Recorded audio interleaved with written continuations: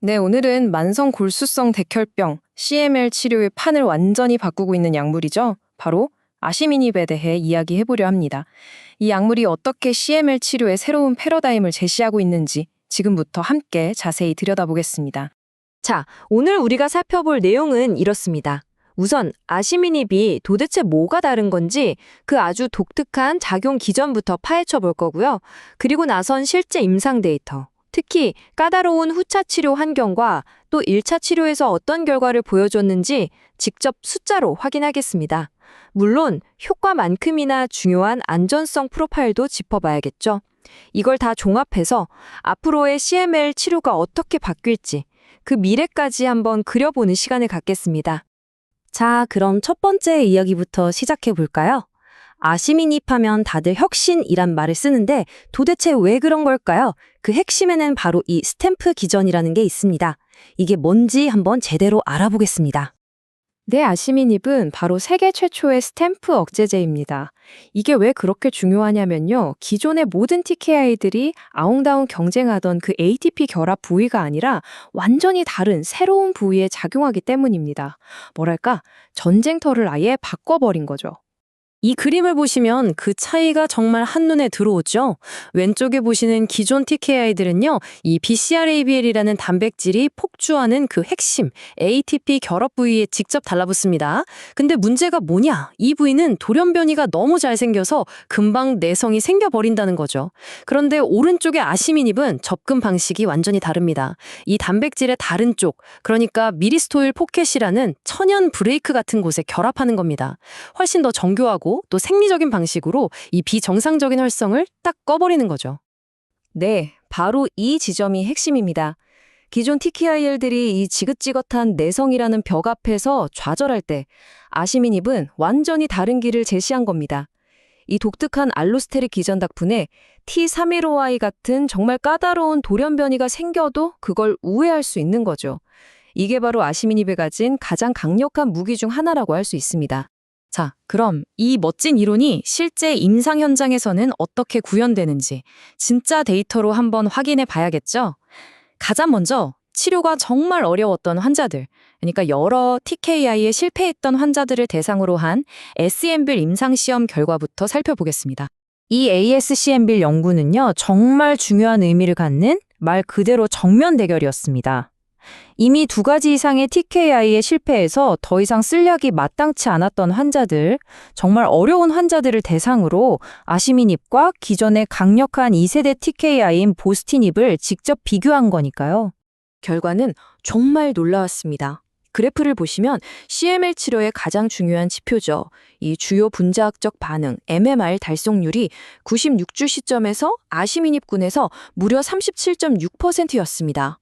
대조군이었던 보스티닙이 15.8%였던 것과 비교하면 이건 뭐 2배가 훌쩍 넘는 수치죠.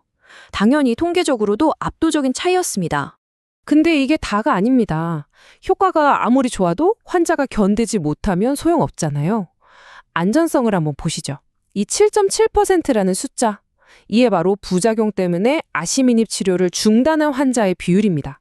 보스티닙군에서는 26.3%, 거의 4명 중 1명꼴로 약을 중단해야 했는데 말이죠. 그러니까 효과는 더 좋으면서 부작용은 훨씬 적어서 치료를 꾸준히 이어갈 수 있었다는 겁니다. 진짜 2마리 토끼를 다 잡은 거죠? 자, 이렇게 까다로운 후차 치료에서 엄청난 결과를 보여주니까 당연히 이런 생각이 들겠죠.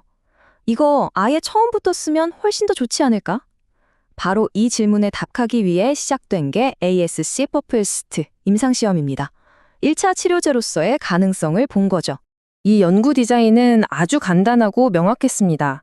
새로 CML 진단받은 환자들을 대상으로 한쪽은 아시미닙을 쓰고 다른 쪽은 연구자가 판단하기에 가장 적절하다고 생각하는 기존 표준 TKI, 이메티닙이나 2세대 TKI 같은 것들을 쓰게 해서 직접 비교한 겁니다. 진짜 현실 세계의 치료 환경을 반영한 거죠.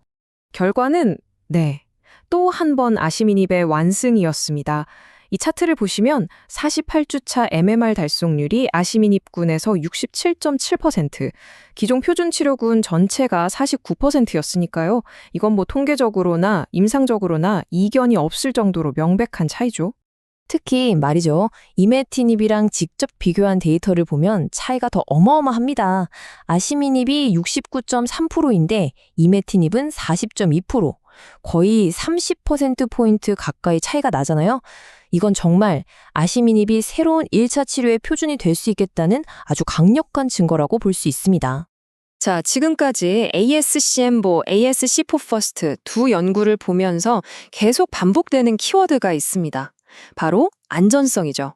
이게 가능한 이유는 앞에서 말씀드렸던 것처럼 아시미닙이 목표물만 아주 정밀하게 타격하기 때문입니다. 그러니까 효과는 강력하게 내면서도 엉뚱한 곳을 건드려서 생기는 부작용은 확 줄인 거죠. 이게 바로 효능과 독성의 연결고리를 끊었다고 말하는 이유입니다. 이 표를 한번 보시죠. 정말 한눈에 딱 들어옵니다. 부작용 때문에 치료를 중단한 비율을 보면 아시미닙은 5%가 채 안 되는데 이메티닙이나 2세대 TKI는 거의 10%에 육박하거나 넘어가죠. 중증 이상 반응도 마찬가지고요. 모든 지표에서 아시미닙이 가장 우수한 내약성을 보여주고 있습니다. 네, 바로 이겁니다. 이 인용구가 핵심을 정확히 짚고 있죠. 사실 지금까지 우리 임상애들은 항상 딜레마에 빠져 있었잖아요.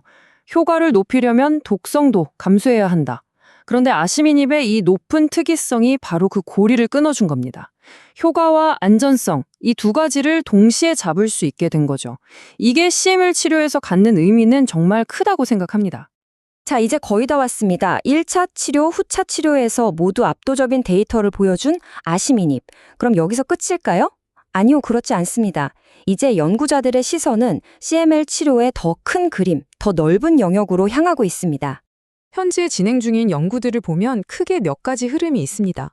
기존 TKI와 함께 써서 내성을 아예 원천 봉쇄하려는 병용요법 연구도 활발하고요. 또 소아 환자나 진행기 환자들처럼 특수한 경우에 대한 연구도 진행 중입니다. 그리고 아마 우리 모두의 궁극적인 목표일 텐데요. 더 많은 환자들이 약을 완전히 끊고도 건강하게 지낼 수 있는 상태, 즉 TFR, 치료 중단 없는 관해율을 어떻게 더 높일 수 있을까에 대한 고민도 계속되고 있습니다. 네, 오늘 우리가 함께 살펴본 모든 데이터와 기전은 결국 하나의 질문으로 귀결되는 것 같습니다. 아시미닙은 그냥 옵션이 하나 더 늘어난 그런 TK가 아니라 CML 치료의 패러다임 자체를 바꾸는 게임 체인저가 아닌가 하는 거죠. 그리고 이제 이 질문에 대한 답은 우리 임상애들의 손에 달려 있습니다. 과연 이 스탬프 억제라는 새로운 기전이 1차 치료부터 후차 치료까지 CML 치료의 새로운 근간, 새로운 백본이 될 수 있을까요? 아마 앞으로의 CML 치료 역사는 이 질문에 어떻게 답하느냐에 따라 쓰여지지 않을까 싶습니다.